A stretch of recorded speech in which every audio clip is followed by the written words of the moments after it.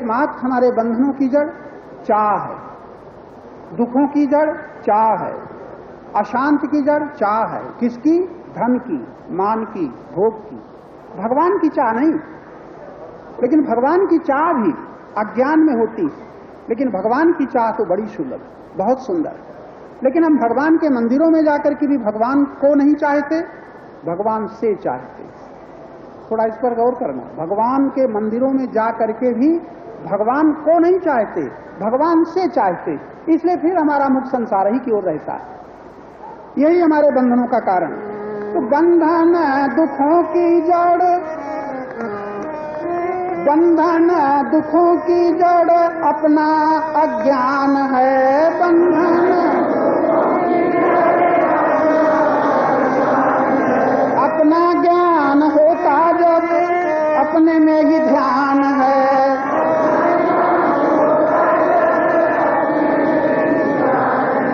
अपने में ध्यान स्थित जब करना चाहें तब चाह बाधक। अब वो चाह कैसे छूटे? तो चाह के त्याग में प्रेम ही समर्थ है। चाह के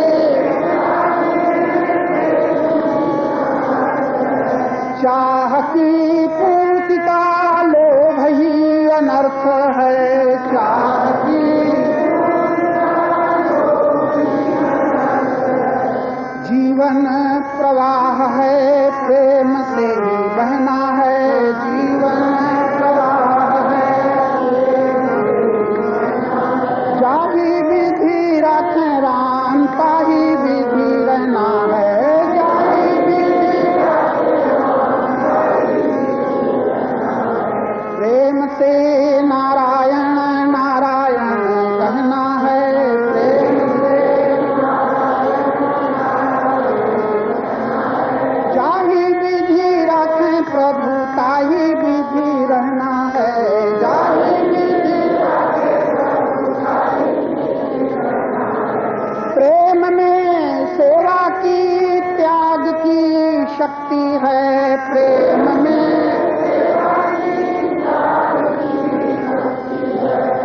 ऐसा कोई व्यक्ति नहीं जो कहीं न कहीं प्रेम न करता हो। एक बालक खिलौना से प्रेम करता है, खिलौना का प्रेम उसे जाने किसका किसका त्यागी बना देता है। एक युवक डिग्री से प्रेम करता है, उस डिग्री के प्रेम के पीछे उसके लिए त्याग करना बहुत सुगम हो जाता है। पति पत्नी परस्पर अपनी अनुकूलता की सुलभता के लिए पति पत्नी से, पत्नी पति से प्रेम करते। ये प्रेम उनको भगवान का भी, योग का भी त्यागी बनाए हुए। लेकिन थोड़ा इसमें आप सशंकित न हो जाएं। अभी तो इतना ही समझना है, प्रेम में त्याग की शक्ति। ऐसा कोई व्यक्ति नहीं जो किसी न किसी से प्रेम न करता, कोई है ही नहीं। बस ये प्रेम तो बड़ा शुभ है, लेकिन इसके पीछे ये बहुत कम लोग जान पाते हैं कि प्रेम करते हुए भी प्रेम नहीं है। प्रेम के पीछे जहां सौदा है, प्रेम के पीछे जहां कोई मांग है, प्रेम के पीछे जहां कोई चाह है, तहां प्रेम उससे है जो हम चाहते। यानी पति को चाहने वाली देवियां भी अगर पति से कुछ चाहती हैं तो पति के प्रति प्रेम पूर्ण न होगा। पत्नी को चाहने वाला यदि पत्नी से चाहता है तो प्रेम पूर्ण न होगा। भगवान को चाहने वाला यदि भगवान से चाहता है तो प्रेम पूर्ण न होगा। प्रेम की पूर्णता के लिए तो एकमात्र चाह का त्याग, और प्रेम की पूर्णता की कसौटी यही है कि चाह न रह जाए। चाह है तब तक प्रेम पूर्ण न होगा, और प्रेम पूर्ण तभी होगा जब चाह न रह जाएगी। तो प्रेम में सेवा की त्याग की शक्ति है। प्रेम में प्रेम में परम गति मिलती प्रभु भक्ति है। प्रेम में प्रेम में पथिक नित्य समता को गहना है। प्रेम में पथिक नित्य जाही विधि रखे प्रभु, ताही विधि रहना है। जाही विधि रखे प्रभु, ताही विधि रहना है। सीताराम सीताराम सीताराम कहना है। सीताराम सीताराम सीताराम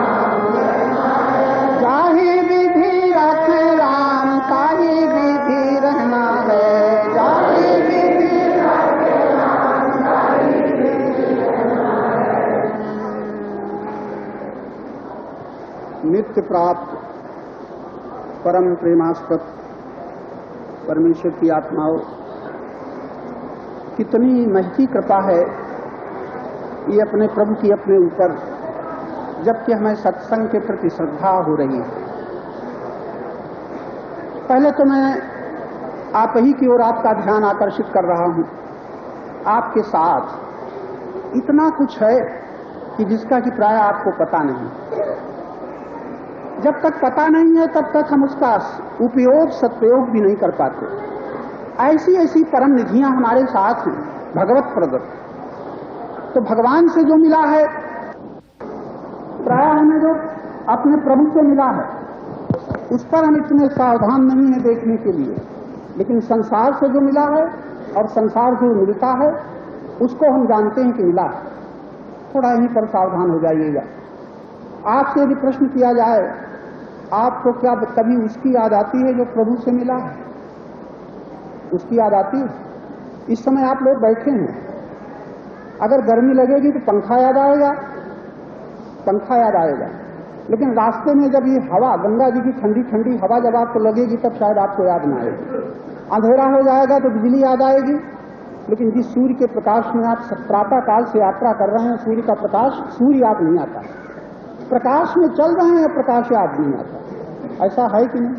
हमारे सनातन धर्म में संध्योपासना की विधि इसीलिए बनाई गई है कि प्रातः काल संध्या के बीच में उसकी उपासना करो जो नित्य नित्य विद्यमान है। संध्या का बड़ा गहरा अर्थ है।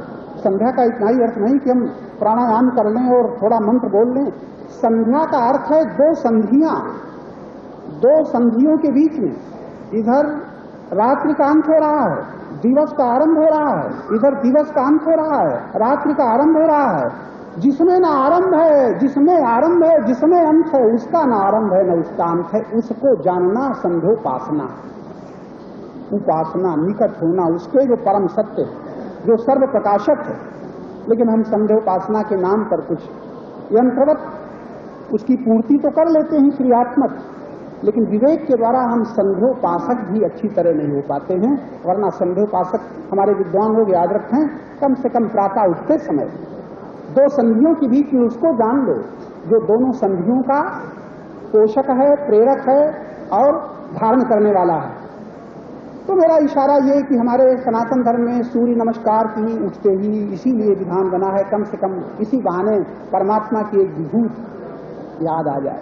लोग पूछते हैं ईश्वर कहीं है, और प्रत्यक्ष ईश्वर भगवान कहते हैं मैं सूर्य हूं गीता में, लेकिन हमें याद नहीं आता कि भगवान सूर्य के रूप में अपने को बता रहे हैं। हम सूर्य को अभी तक भूले भी हैं।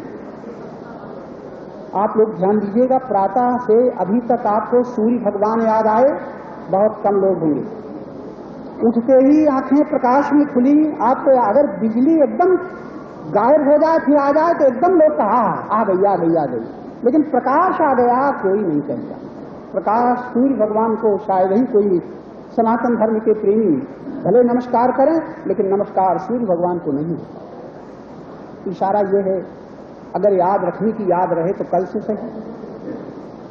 आज सूर्यास्त होते समय यदि आप एक बार भावपूर्वक भगवान सूर्य को नमस्कार कर लें तो भगवान जानेगा कि इस ओर को मेरा नमस्कार कर रहा। गीता के सिद्धांत का अनुसार सूर्य मैं हूं। तो मैंने संकेत किया कि जब तक हम किसी प्राप्त वस्तु का, प्राप्त शक्ति का, प्राप्त ज्ञान का, प्राप्त प्रेम का मूल्य न जानेंगे तब तक मिले हुए का दुरुपयोग होता रहेगा और अपनी जानकारी के अनुसार हम भागते फिरेंगे विनाशी की दिशा में। तो आप जैसे श्रोता सज्जन जो यहाँ तक आ गए हैं, प्रभु की कृपा आपको यहाँ ले आई है, बशर्ते कि घूमने ही की दृष्टि से कुछ लोग न आए हैं, और घूमने की दृष्टि से भी आए तब भी काम तो आपके काम कर रहे हैं। आंखें आपकी काम कर रही हैं, इतने से काम न चलेगा। बुद्धि भी आपकी काम कर रही हो तो यहाँ से जाते जाते सुन लेना अपने जीवन के उत्थान का संदेश, जीवन के निर्माण का संदेश। दो शब्द, उत्थान और निर्माण। जीवन कह रहा हूं, भवन नहीं। भवनों का निर्माण, मंदिरों का निर्माण, मूर्तियों का निर्माण, जाने कितने हमारे सामाजिक निर्माण, राज प्रथा के अनुसार जाने कितने निर्माण हो रहे हैं, लेकिन जीवन निर्माण का संदेश तो केवल हमारे आध्यात्मिक दिशा में ही आपको सुलभ होगा। और सब तरह के निर्माण, हमारे अनेकों महात्मा निर्माण की बात चलाते हैं। एक युग निर्माण की भी एक योजना चल रही है। कोई विशेष पुरुष हैं जो युग निर्माण का एक संस्था चली। सब कुछ के बाद युग तो हमारे हाथ में है नहीं, देश हमारे हाथ में है नहीं, विश्व हमारे हाथ में है नहीं, जनता हमारे हाथ में है नहीं, लेकिन हमारे हाथ में हमारा जीवन हमारे साथ, जीवन हमारे साथ, शरीर भी हमारे अधिकार में नहीं। अगर इसका भी हम निर्माण करेंगे, क्या निर्माण करेंगे? प्राकृतिक विधान से शरीर का स्वतः निर्माण होता, करना नहीं पड़ता। एक बालक को कोई माता बढ़ाती नहीं, खुद ही बढ़ता। अन्न पचाती नहीं, खुद ही पचता है। रक्त कोई माता उसके भीतर बनाती नहीं, खुद ही बनता है। जाने कितने निर्माण तो परमात्मा के विधान से हो रहे हैं। लेकिन एक माता यही कहती है, हमने सेया है, पाला है, इतना बड़ा किया। हमारी माताएं ध्यान दें, अरे इतना अहंकार तो छोड़ो। बालक को बढ़ते हुए परमात्मा याद आ जाए, उसका भोजन पचते हुए परमात्मा याद आ जाए। तुम तो कहते हो हमने अपने बालक को बढ़िया भोजन करा दिया। तुमने भोजन करा दिया, लेकिन तुम उसके भीतर पचाओगी? हम तो कहते हैं आस्तिक के लिए समय समय पर दर्शन है, दर्शन समय समय पर। बालक को देखो भगवान याद आ जाए, पति को देखो भगवान याद आ जाए, पत्नी को देखो भगवान याद आ जाए, कहीं सुख की प्रतीति हो भगवान याद आ जाए। बढ़िया भोजन करो, स्वाद जबान से आ रहा है मिठाई का, मिठाई देने वाला याद आता है, मिठाई याद आती, उसका नाम, उसका आकार मन में भर जाता है। फिर ये रसगुल्ला बनारस के कम मिलेंगे, तो मिठाई याद आती है, मिठाई का आकार याद आता है, उसका नाम याद रहता है, उसका देने वाला याद आता है। जिस जबान से स्वाद आ रहा है उस जबान देने वाला याद नहीं आता। बोलो आस्तिक हो कि नास्तिक? यानी क्षण क्षण जो हमारे सामने भगवत दर्शन के प्रतीक हैं वो हमें प्राय भूल जाते हैं। मंदिरों में जाते जाते हम बूढ़े हो जाते हैं, लेकिन भगवान जिस प्रकार क्षण क्षण हमें स्मरण में आने चाहिए वो स्मरण में नहीं रहते। भगवान कहते हैं तत्स्याहम सुलभा पार, उसके लिए मैं सुलभ हूं। तो सज्जनों, बात ये सत्संग हम लोग चिल्लाते रहते हैं। सत्संग को कहते हैं बड़ा दुर्लभ है। हम तो कहते हैं संसार में सुलभ से सुलभ अगर कुछ है तो सत्य का संग। लेकिन हमारी कल्पनाएं, हमारी मानी हुई भावनाएं, हमारी कल्पित धारणाएं हमको उस सत्य से बहुत दूर कर देती। फिर सुन लेना, मान्यताएं, धारणाएं, कल्पनाएं, वस्तुतः सत्संग के समान कुछ भी संसार में सुलभ नहीं है। इसलिए दुर्लभ वो होता है जिसके पाने के लिए कहीं भागना पड़ता। आप कहोगे दुर्लभ है हमारे लिए सत्संग, स्वर्गाश्रम आना पड़ा। हम कहते हैं सत्संग दुर्लभ नहीं है, आपका यहां आना अवश्य दुर्लभ है जो सुलभ कर दिया। यहां किसी वक्ता को बुलाना अवश्य दुर्लभ है जो सुलभ हो रहा। लेकिन यहां सुनने के बाद अब कभी न कहना कि सत्संग दुर्लभ। सुनते हो तो क्या सुनते हो? सत्य उसे कहते हैं जिससे कभी दूरी आज तक हुई नहीं। परमात्मा उसको कहते हैं जिससे कभी दूरी न हो सकती है न हुई है। तब उसका संग परमात्मा को करना है कि तुम्हें करना है? आप नित्य प्राप्त सत्य का संग खुद नहीं करते हो और भागे भागे दौड़े दौड़े दिशाओं में घूमते हो। सत्संग सत्संग सत्संग। आज से याद रखना, सत्संग करना है। परमात्मा ही एक ऐसा परम सत्य है जिसकी अनुभूति के लिए तुम्हें दूसरे किसी की भी जरूरत नहीं। बड़ी विलक्षण बात। पूजा के लिए जरूरत पड़ेगी, माला की जरूरत पड़ेगी, फूल की जरूरत पड़ेगी, मूर्ति की जरूरत पड़ेगी, और मूर्ति के लिए मंदिर की जरूरत पड़ेगी, मंदिर बनाने के लिए, मूर्ति लाने के लिए पैसे की जरूरत पड़ेगी। लेकिन परमात्मा को पाने के लिए किसी की जरूरत नहीं। अगर आज हमारी बात कुछ खटक रही हो तो कल 10 मिनट पहले अपने प्रश्न रख देना। जो भी यहां सुनते हो समझने के लिए सुनते हो। आपको यहां फुसलाया नहीं जा रहा है, आपको रिझाया नहीं जा रहा है, आप समझने की क्षमता रख रहे हैं, इसलिए आपका ज्ञान आपको समझाया जा रहा है। अज्ञान ही समझाया जा रहा है और कुछ नहीं। यदि हम लोग अपने अपने अज्ञान को समझ लें ज्ञान के प्रकाश में, तो आपने अब इतनी देर में क्या सुना? सब परमात्मा और उसकी प्राप्ति के लिए आप इतने स्वतंत्र हैं, इतने स्वतंत्र हैं। रामायण में भी इशारा किया है, भक्ति स्वतंत्र सकल सुख खानी, लेकिन शर्त रख दी दिन सत्संग न पावनी प्राणी। अब आप कहते हैं सत्संग बड़ा दुर्लभ, बस गड़बड़ हो गया। जो भक्ति स्वतंत्रता पूर्वक प्राप्त होती है, किसी पर की अपेक्षा ही नहीं है, किसी अन्य के सहारे की जरूरत नहीं है। वो स्वतंत्रता पूर्वक प्राप्त होने वाली भक्ति के लिए कह दिया बिन सत्संग न पावई प्राणी। अब कहोगे सत्संग बड़ा दुर्लभ, अरे वो सत इतना सुलभ है कि न कभी दूर हुआ है, न हो सकता है, न किसी ने दिया है, न दे सकता है। प्राप्त ही है, प्राप्त है, प्राप्त को केवल देख लेना है, दूसरे की दृष्टि से नहीं, अपनी दृष्टि से देख लेना। हाँ, अब अगर ये कह सकते हो कि अपनी दृष्टि के लिए फिर साधना करनी पड़ेगी, अपनी दृष्टि के लिए साधना करनी पड़ेगी, क्योंकि दूसरे की आंखों से आप भगवान को न देख पाएंगे। तब हमारे रामायण में बड़ा सुंदर इशारा है, उघर ही विमल विलोचन ही थे। कितना सुंदर संकेत, उघर ही, मिला ही नहीं, खाली खुलना बाकी है, मिलना नहीं। इसलिए संत बड़े मार्मिक विशेषण का उपयोग करते हैं, मिलने को नहीं कहते, उभरने को कहते हैं। बंद हैं और कुछ नहीं, बंद हुए नेत्रों के भीतर के हृदय के नेत्रों को खोलने के लिए साधना की आवश्यकता, बस इतनी ही देर। साधना अगर आप समझ लें तो फिर वही कहूंगा कि दूसरे की अपेक्षा न रह जाएगी। भगवत प्राप्ति के लिए किसी की अपेक्षा न। भगवान ने गीता में बड़ा सुंदर संकेत किया, अनपेक्षा शुचिर दक्ष उदासीनो गतव्य। अनपेक्षा, भगवान कहते हैं जो अनपेक्ष है ऐसा भक्त मुझे प्यारा है। आप भगवान का प्रेम किस बल पर प्राप्त करना चाहते हो? अपेक्षा रख करके। धन की बदौलत भगवान का प्रेम प्राप्त होगा, फूल और मालों की बदौलत भगवान का प्रेम प्राप्त होगा, बड़े कीमती हारों के द्वारा पूजा की बदौलत भगवान का प्रेम प्राप्त होगा। भगवान कहते हैं अनपेक्षा, किसी की अपेक्षा जो नहीं रखता वो भक्त मुझे प्यारा है। अनपेक्षा शब्द बड़ा मार्मिक। एक होती अपेक्षा, एक होती उपेक्षा। जरा अपेक्षा उपेक्षा को समझ लीजिएगा। अपेक्षा उसे कहते हैं जिसके बिना हमारा काम न चले। अपेक्षा हो गई, बचपन से लेकर के आज तक आपको अपेक्षा की, यहां तक कि अगर इस तरह का सत्संग करना है तो इस हाल की अपेक्षा है, पंखे की अपेक्षा है। अगर आवाज दूर तक पहुंचानी है तो इस माइक्रोफोन की अपेक्षा है। लेकिन याद रखना, परमात्मा के पाने के लिए किसी की अपेक्षा नहीं, सत्संग के लिए किसी की अपेक्षा नहीं, चर्चा सुनने के लिए अपेक्षा है।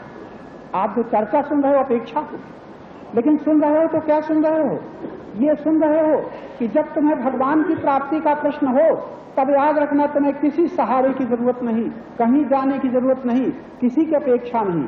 अपेक्षा होती है भोगी के लिए, और जब भोग का परिणाम हमारे सामने दुख और अशांति आता है और उसकी निवृत्ति का प्रश्न उठाते हैं तब होती है अपेक्षा की विपरीत उपेक्षा। अपेक्षा का मतलब है पकड़ना, उपेक्षा का मतलब है हटाना, नहीं चाहिए, नहीं चाहिए, नहीं चाहिए। दोनों दिशाओं में एक क्रिया होती है, जरा इसको विद्वान ही समझ पाएंगे। अपेक्षा उपेक्षा, जितना इधर बढ़ेंगे उतना इधर जाना पड़ेगा। घड़ी के पेंडुलम की तरह, पेंडुलम पहले स्थिर था, न इधर चलता था न इधर चलता था, लेकिन इधर चल गया तो उतना ही इधर जाना पड़ेगा। अपेक्षा उपेक्षा, अपेक्षा के साथ उपेक्षा मिली हुई। लेकिन अनपेक्षा शब्द कितना मार्मिक है। अनपेक्ष वो होता है जहां ना उपेक्षा है ना अपेक्षा है, पकड़ना भी नहीं है, छोड़ना भी नहीं है।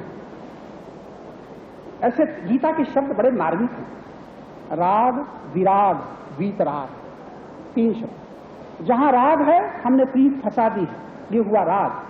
राग का परिणाम भोगेंगे दुख, तब होगा विराग, उतनी ही जोर से भागेंगे। जितना पहले हम घर की ओर भागते थे उतना हम जंगल की ओर भागेंगे। घर की ओर भागना राग, जंगल की ओर भागना विराग। धन की ओर भागना राग, धन छोड़ के भागना विराग।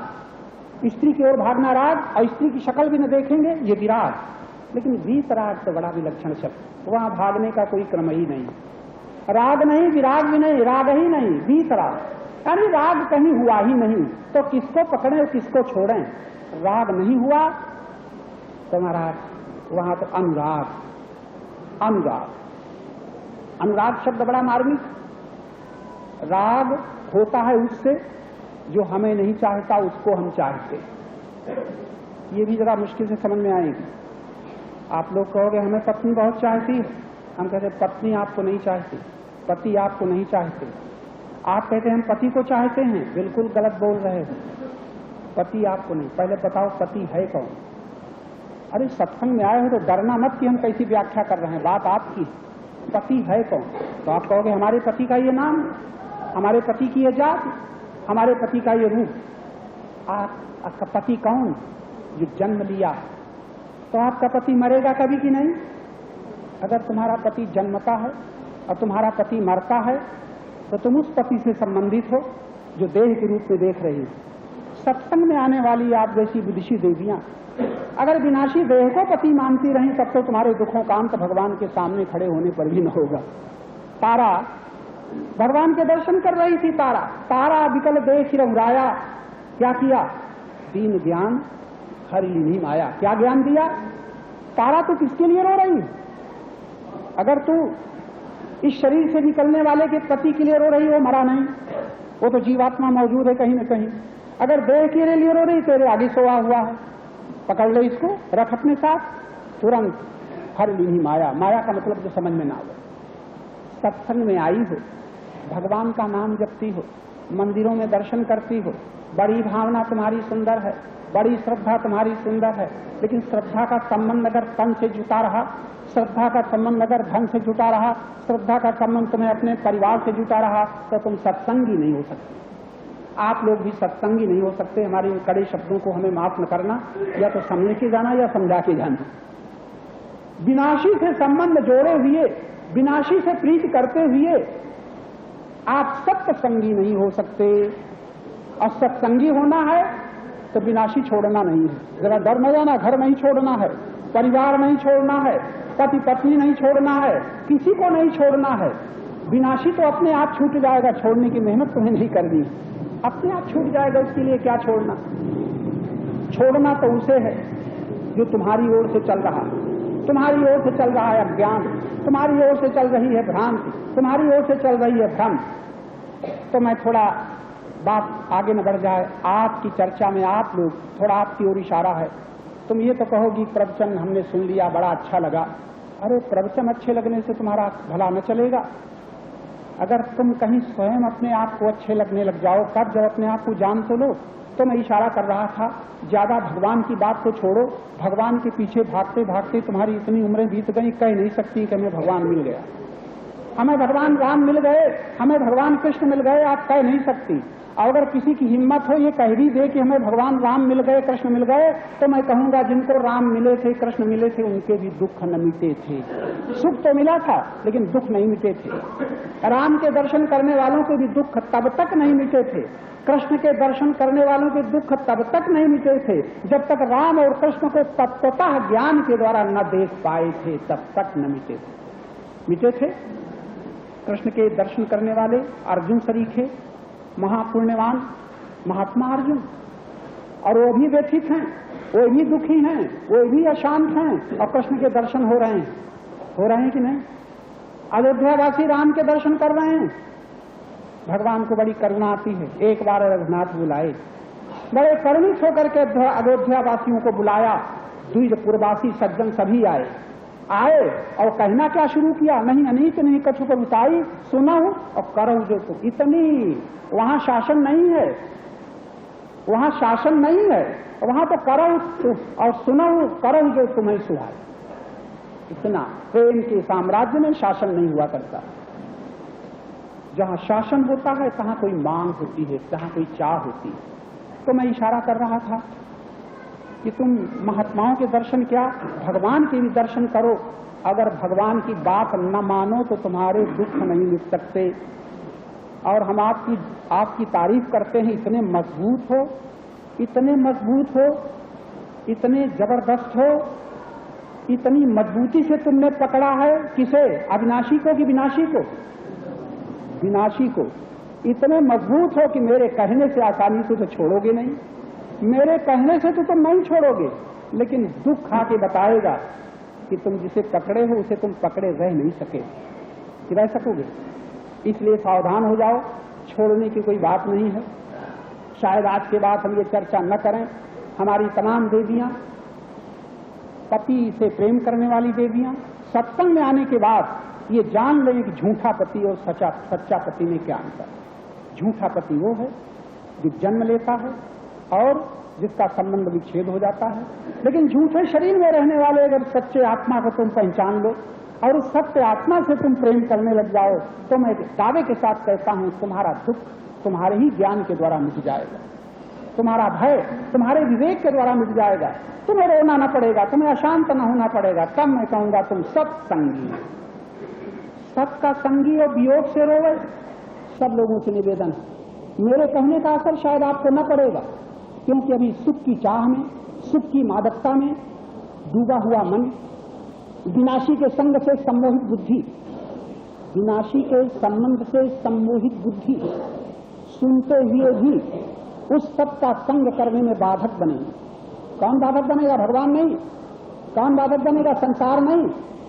विनाशी के संग से, विनाशी में प्रीति करने वाले मन के द्वारा अहंकार बुद्धि को लेकर के सम्मोहित है।